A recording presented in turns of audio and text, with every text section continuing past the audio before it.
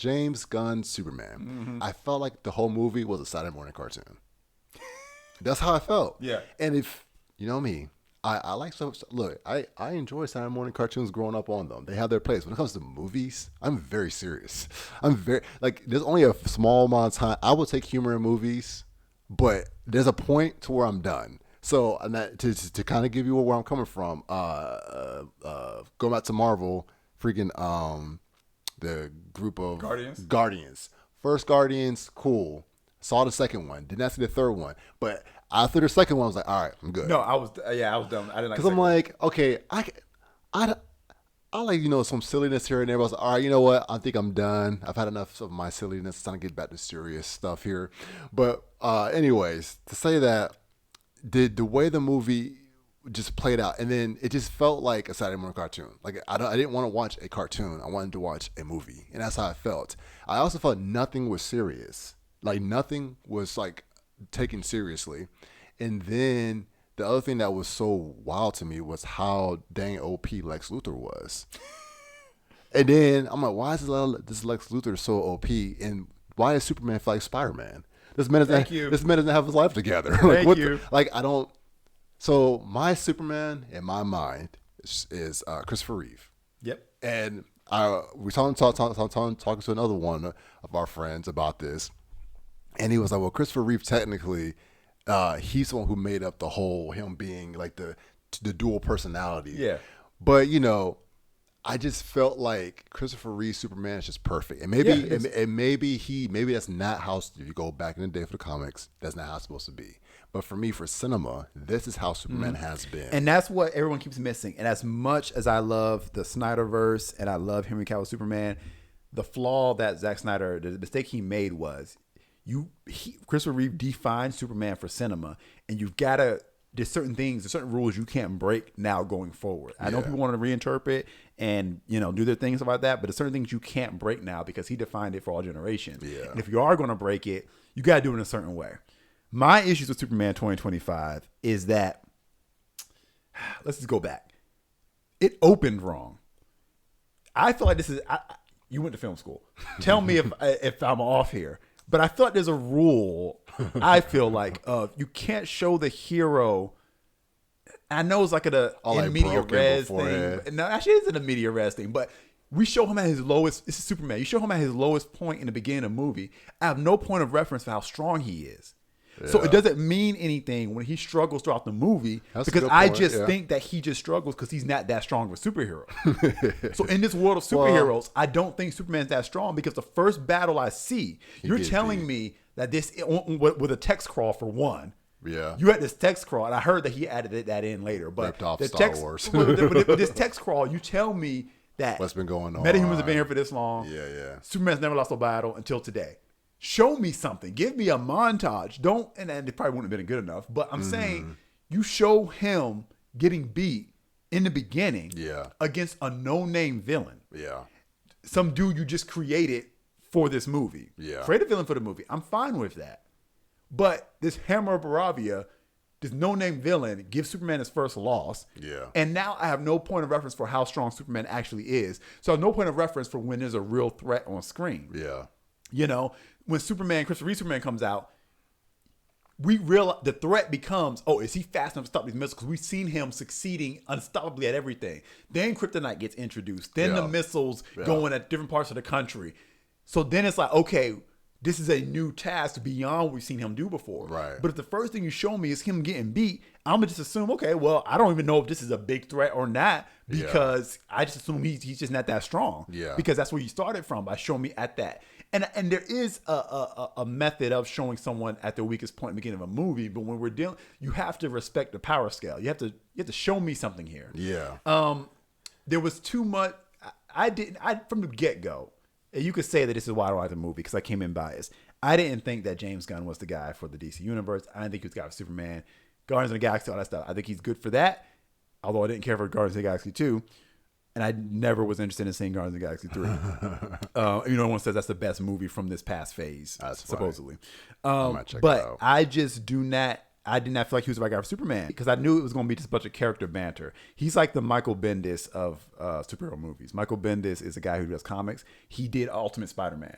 Brian Michael Bendis. Okay. Ultimate Spider-Man was great. Yeah. But then he started writing Superman, writing other comics, and it was he became known for Bendis speak, where everybody just goes. It's like a lot of banter back and forth, and it's like you almost can't tell anybody's personality because everybody's just bantering the same way. It doesn't fit for everybody. Yeah. So everybody got tired of Bendis speak. I thought James Gunn is that way. So when I knew other characters were going to be in there, I wasn't caring about any of those characters. I know who they are from the comics, but none of them were interesting. Everyone loved Mr. Terrific. I did not care. I think his little design with a little chair flying around looked kind of stupid. And the fact that he's trying to like fly away from the kaiju that's biting after him, I'm like, you're just showing me a flaw in the design of this machine. You're the smartest man in the world, but you're showing me that your flying machine isn't that great.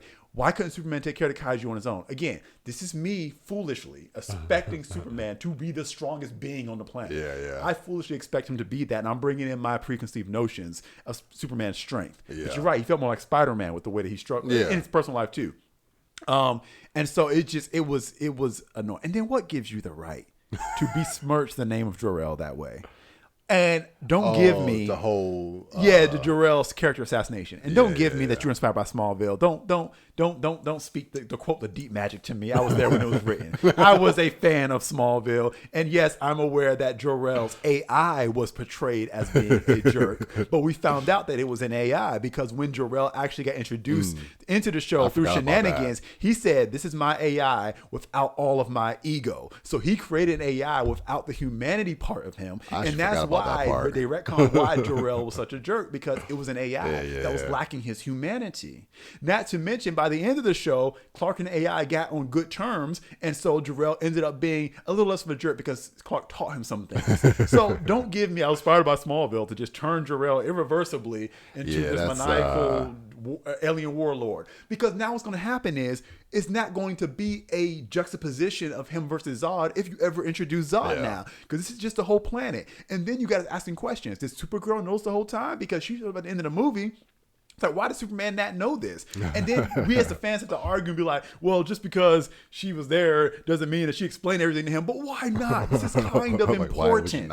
And now you're making me think about things and challenge things that I shouldn't have to do because you just decided to make a change that was completely unnecessary. That's how I felt about that. And there's just like 10 times things more with this movie that I have from like a cinematic perspective. But I feel like I'll be here all day if I do that.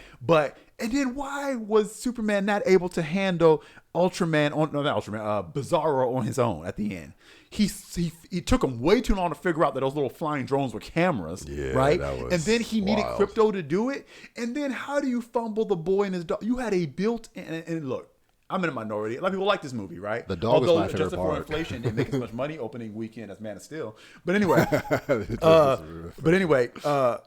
you had a boy and his dog scenario, but then it's not his dog. He doesn't even really like the dog, so they're antagonistic. Y'all could have warmed my heart even by this relationship between him and his dog, and y'all made it antagonistic, and then made it not even his dog. Why? You're changing things for no reason, and then maybe there's a long master plan. But this is your first swing at your DCU. We've had the DCU not be right for so long. And I say that as a fan of Snyderverse, but we have had it not be right. I will speak for other people who didn't like it for so long. You had a chance to get this perfectly right. This could have been a runaway freight train money-making movie with no asterisks next to it. And for some people, say, hey, it did make some more people money. are That's fine. they like it. Some people love it. So those are some of my issues. I didn't even hit them all. That's my favorite. But then the one moment he mosses up at the end and does that little video game spin move, laser vision on all the human, the guys in the suits, the power suits. I'm like, the first dope moment you have is against humans. Of course you're gonna go hard on humans, but I've seen you struggle against a kaiju. I've seen you struggle against your clone. I've seen you struggle against the engineer and everything else. The Hammer Barrage, which was the same as Bizarro. But I'm sorry.